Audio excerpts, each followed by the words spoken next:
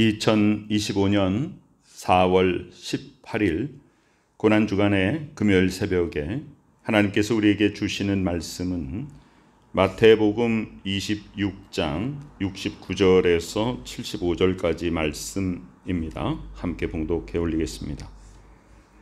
베드로가 바깥들에 앉았더니 한 여종이 나와 이르되 너도 갈릴리 사람 예수와 함께 있었도다 하거늘 베드로가 모든 사람 앞에서 부인하여 이르되 나는 네가 무슨 말을 하는지 알지 못하겠노라 하며 앞문까지 나아가니 다른 여종이 그를 보고 거기 있는 사람들에게 말하되 이 사람은 나사렛 예수와 함께 있었도다 하매 베드로가 맹세하고 또 부인하여 이르되 나는 그 사람을 알지 못하노라 하더라.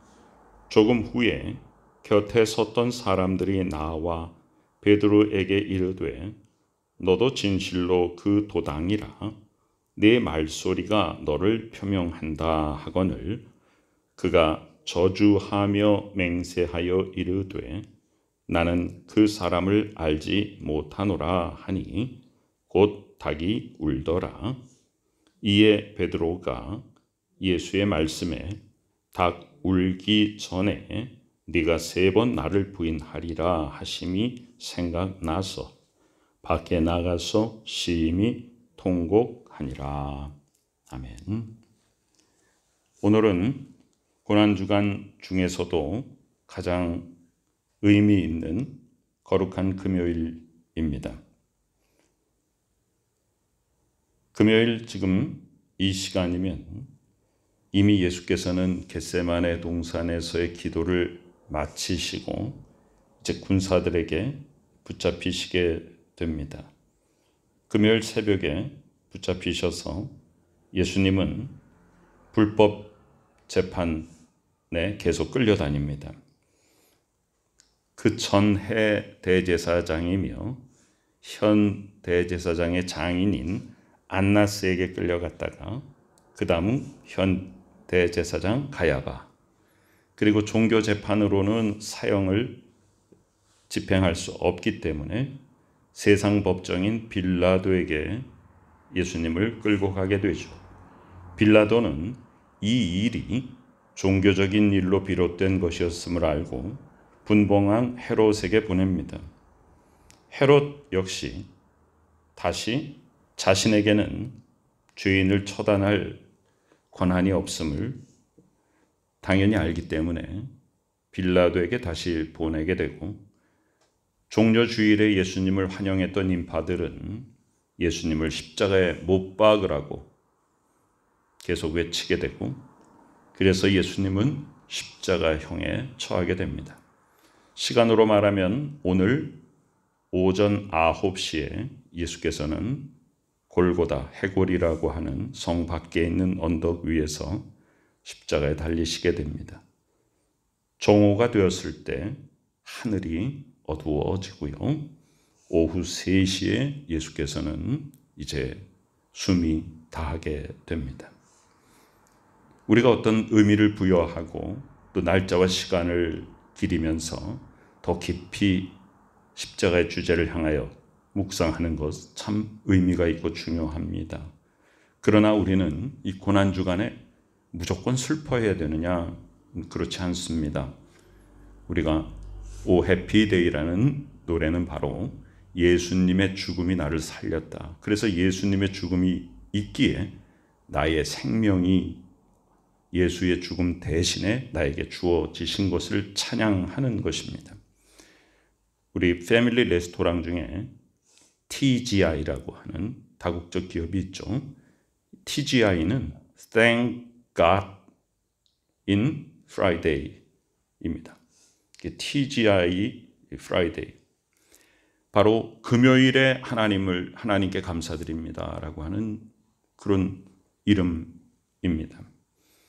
그래서 우리는 이날 사실은 예수님의 죽음이 나에게 생명을 준 놀라운 구원의 날인 것입니다. 그런데 오늘 베드로가 등장하죠. 자, 베드로가 예수께서 말씀을 먼저 하실 때 예수님이 이제 겟세마네 동산으로 기도하러 가시기 전에, 즉 성만찬이 끝나고 나서 마태복음 26장 31절부터 35절에 보면은 예수께서 스가랴 13장 7절의 말씀을 인용하시면서 너희가 나를 다 버릴 것이다. 내가 목자를 치리니 양의 떼가 흩어지리라. 이 구약 성경이 이루어질 것이다. 근데 베드로가 대답합니다. 모두 주를 버릴지라도 나는 결코 주를 버리지 않겠습니다. 그랬어요. 그래도 예수님께서 말씀하십니다. 내가 진실로 너에게 말한다. 오늘 밤 다 굴기 전에 네가 3번 나를 부인하리라. 베드로가 뭐라고 말하냐면 내가 주와 함께 죽을지언정 주를 부인하지 않겠나이다 말합니다. 모든 제자도 그와 같이 말하였다. 그렇게 장담하였죠. 마가가 쓴 복음서 마가복음 14장 50절에는 제자들이 다 예수를 버리고 도망하니라. 모두 다 도망했습니다. 그런데 51절과 52절에는 특이한 구절이 있는데요. 한 청년이 벗은 몸에 배 혼니부를 두르고 예수를 따라가다가 무리에게 잡히매 배 혼니부를 버리고 벗은 몸으로 도망하니라. 이 사람이 바로 이 마가복음의 저자 마가로 그렇게 알려져 있죠. 모두가 도망합니다. 유일하게 사도 요한만이 십자가 앞에서 예수님의 어머니를 대신 나의 어머니로 고백하게, 예수께서 요한아 봐라, 내 어머니가 이제부터 너의 어머니다. 사도 요한만이 십자가 앞에 있었습니다. 모든 제자가 전부 다 도망갔죠. 진정한 신앙은 언제 알아보는가? 위기 때 알아봅니다. 어려울 때 그 사람의 진실이 나타납니다. 오늘 말씀의 제목은 내가 예수를 부인할 때입니다. 우리는 신앙생활을 하고 있는 사람입니다. 좀 더 세상 사람들이 보기에 우리는 교회 다니는 사람입니다. 신앙생활을 하고 있는 사람하고 교회를 다니는 사람하고는 많이 어감이 다르죠. 그러나 세상 사람들은 우리를 볼 때 그냥 교회 다니는 사람입니다. 우리가 어떤 삶을 살아야 되는지 세상 사람들이 더 잘 압니다. 어떤 상황 속에서 나는 예수를 부인하는가? 교회는 모두 다 교회를 다니는 사람들이 교회 속에 있습니다. 그래서 우리끼리는 다 신앙인입니다. 그런데 세상 밖에 나가면 진정한 신앙인, 즉 저 사람이 교회를 다니는 사람인지 아닌지를 알아보기가 어렵습니다.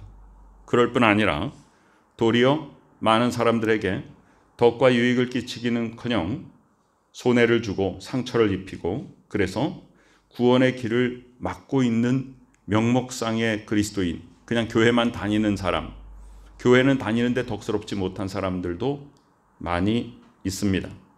우리는 어느 누구도 거기에서 나는 아니다라고 자유롭게 말할 수 없는 연약한 인간입니다.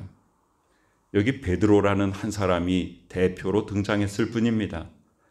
이 베드로는 말이 앞서고 행동이 따르지 않는 우리 인간의 속성을 그대로 드러내줍니다.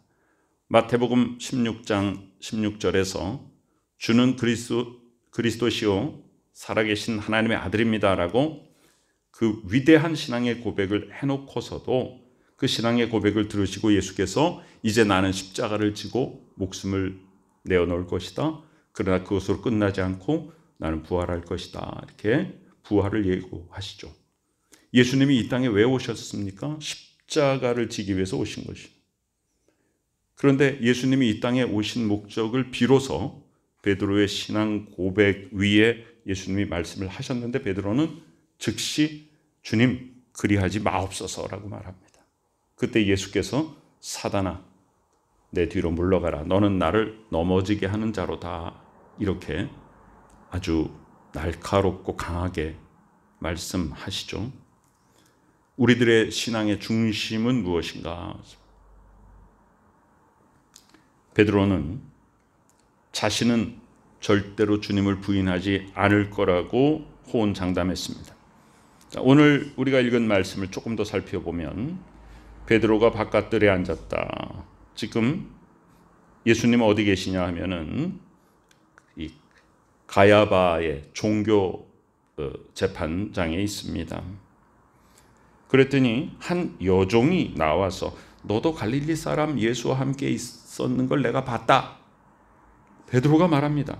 아니다. 70절에 보면 베드로가 모든 사람 앞에서 부인하여 이르되 나는 네가 무슨 말을 하는지 난 도무지 알지 못하겠다. 이게 첫 번째 부인입니다. 자, 첫 번째 부인할 때 베드로의 그 부인하는 강도는 그 세기는 이 정도입니다.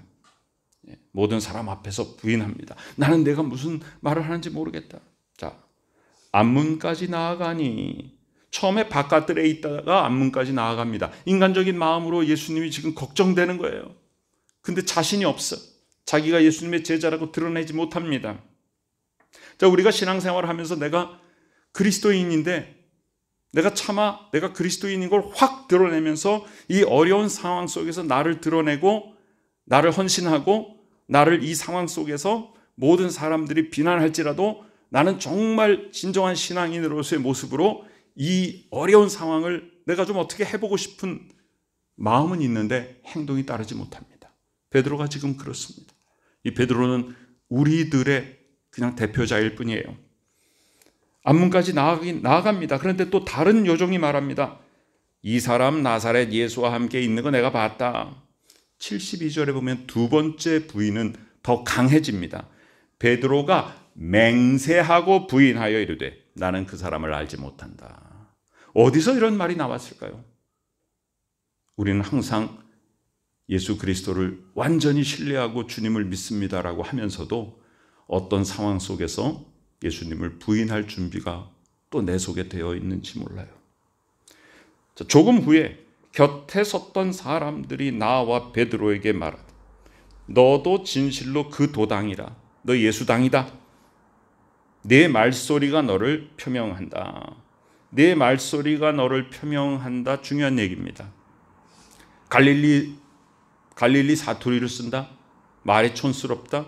너 말하는 말투가 예수와 비슷한 말투를 쓴다. 자, 더 나아가서 뭡니까? 우리는 하나님의 말씀을 묵상하고 항상 예배드리고 찬양하고 기도하고 주의 복음 가운데 살아가니까 우리의 말은 뭘로 변해요? 복음으로 변하는 거예요. 베드로가 3년 반 동안 예수님과 함께 생활하면서 어떻게 점점 변했어요? 말이 세상적인 말로부터 성령의 말로 예수 그리스도의 복음으로 천국의 메시지로 베드로의 말이 변했어요. 세상 사람들이 그걸 알아봅니다. 자, 74절 세 번째 부인은 정말 놀랍죠. 그가 저주하며 맹세하여 이르되 나는 이 사람을 알지 못하노라. 처음에는 그냥 부인하여, 두 번째는 맹세하고 부인하여, 세 번째는 저주하며 맹세하여 부인했습니다. 그런데 그러자마자 곧 닭이 울더라. 베드로가 생각이 나요. 예수께서 오늘 닭 울기 전에 네가 3번 나를 부인하리라. 그 말씀이 생각나서 밖에 나가서 심히 통곡하니라 그랬어요. 우리는 교회에 이 십자가가 교회 탑 위에 서 있죠. 유럽 교회는 십자가 있는 교회도 있지만 닭이 있는 교회들이 많더라고요. 그게 바로 그 닭을 쳐다보면서 베드로가 닭 우는 소리를 듣고 뉘우쳤던 회개했던 그것을 기억하라는 것이죠. 베드로도 예수님 배반했습니다. 가론 유다도 예수님 배반했습니다. 베드로가 이렇게 저주하며 맹세하며 배반한 것이 유다가 예수님을 팔아넘겨서 십자가에 처형받게 한 것과 결코 다르지 않습니다. 다 배반했습니다. 그러나 베드로는 회개했어요. 그래서 위대한 사도로서 그의 모든 삶을 주 앞에 바쳤습니다. 그러나 유다는 그냥 후회했어요. 회개하지 않았어요. 그리고 그는 멸망과 저주와 배반의 대명사가 되어버렸습니다. 우린 모두 다 예수님을 부인할 수 있어요. 언제 부인하게 됩니까? 이해타산 관계가 있을 때, 세상에 두려움이 있을 때, 사람들 앞에서 내가 자신 있게 내가 신앙인이라는 것을 드러내지 못할 때, 우리는 나도 모르게 예수님을 부인하고 있지 않습니까? 내가 입으로 베드로처럼 나 부인한다, 맹세하고 부인한다, 저주하고 맹세하고 부인한다라고 이렇게 내가 구체적으로 내 입으로 부인한다고 말하지 않을지라도 나의 행동이 비겁하게 쑥 빠져버리고 내가 마치 그리스도인이 아닌 것처럼 슬쩍 세상에 묻어가고 그런 모습들이 우리 속에 있지 않은가. 우리 거룩한 금요일에 그러한 우리의 연약한 모습을 예수 그리스도의 십자가와 함께 완전히 못 받고 더 새롭고 능력 있고 자신 있고 당당한 그리스도인의 명예를 지키는 진정한 하나님의 자녀, 이 세상의 빛을 발하는 그리스도인의 삶을 사는 우리 모두가 되시기를 간절히 축원합니다. 아멘. 하나님의 귀한 은혜 감사드립니다. 이 거룩한 금요일에 우리를 불러주시고 또 하루를 더욱더 구별되게 보내고 예수 그리스도의 십자가를 깊이 묵상하게 하여 주시니 감사드립니다. 언제나 내가 그리스도인이라는 사실을 자랑하게 하시고 오직 내가 자랑할 것은 예수 그리스도의 십자가밖에 없음을 고백하며 이 세상을 새롭게 하는 그리스도의 능력을 행하는 복된 우리 모두가 되게 하여 주시옵소서. 우리 구주 예수 그리스도의 귀하신 이름으로 간절히 기도드리옵나이다. 아멘.